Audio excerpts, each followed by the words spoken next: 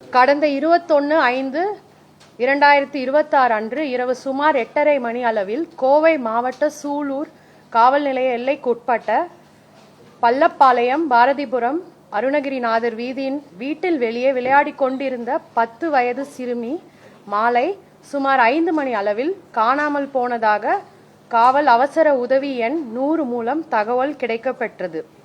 தகவல் கிடைத்தவுடன் காவல்துறையினர் உடனடியாக சம்பவ இடத்திற்கு சென்று விசாரணை மேற்கொண்டு புகார் பெற்று அதே இரவு சுமார் 10 மணி அளவில் குழந்தை காணாமல் போனது தொடர்பாக வழக்கு பதிவு செய்யப்பட்டது. இதனைத் தொடர்ந்து கருமத்தம்பட்டி உட்கோட்ட துணை காவல் கண்காணிப்பாளர் மேற்பார்வையில் 5 தனிப்படைகள் அமைக்கப்பட்டு காணாமல் போன சிறுமியை தேடும் பணி தீவிரப்படுத்தப்பட்டது. விசாரணையின் போது சிசிடிவி காட்சிகள் மற்றும் தொழில்நுட்ப ஆதாரங்கள் ஆய்வு செய்யப்பட்டதில் நாகப்பட்டினத்தை சேர்ந்த கார்த்தி வயது 33, தகப்பன் பெயர் காசிநாதன். இவர் சிறுமியின் குடும்பத்திற்கு பழக்கமான அண்டை வீட்டில் வசிப்பவர். இவர் சிறுமியை அழைத்து சென்றதை உறுதி செய்யப்பட்டது.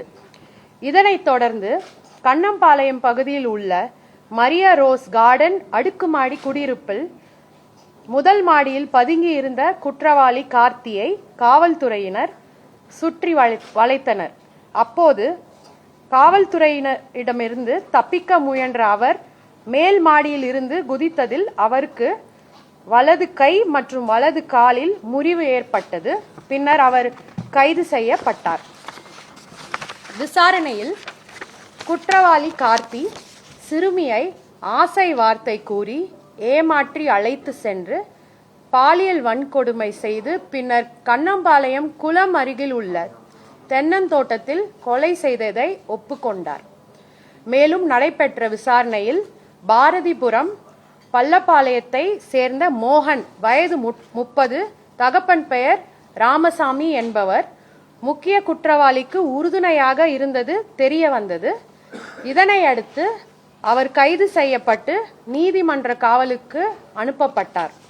கைது செய்யப்பட்ட கார்த்தி தற்போது கோவை அரசு மருத்துவக் கல்லூரி மருத்துவமனையில் சிகிச்சை பெற்று வருகிறார். இவ்வழக்கு சிறுமி மீதான பாலியல் வன்கொடுமை தொடர்புடையது என்பதால் வழக்கில் போக்சோ சட்ட பிரிவுகளின் கீழ் அவர்கள் மீது கடுமையான நடவடிக்கை எடுக்கப்படும். முதல் தகவல் கிடைத்தவுடன் காவல்துறையினர் மேற்கொண்ட துரிதமான நடவடிக்கை மற்றும் காவல்துறையினர் தயார் நிலை காரணமாக 24 மணி நேரத்திற்குள் வழக்கு கண்டறியப்பட்டு வழக்கின் குற்றவாளிகள் கைது செய்யப்பட்டுள்ளனர்.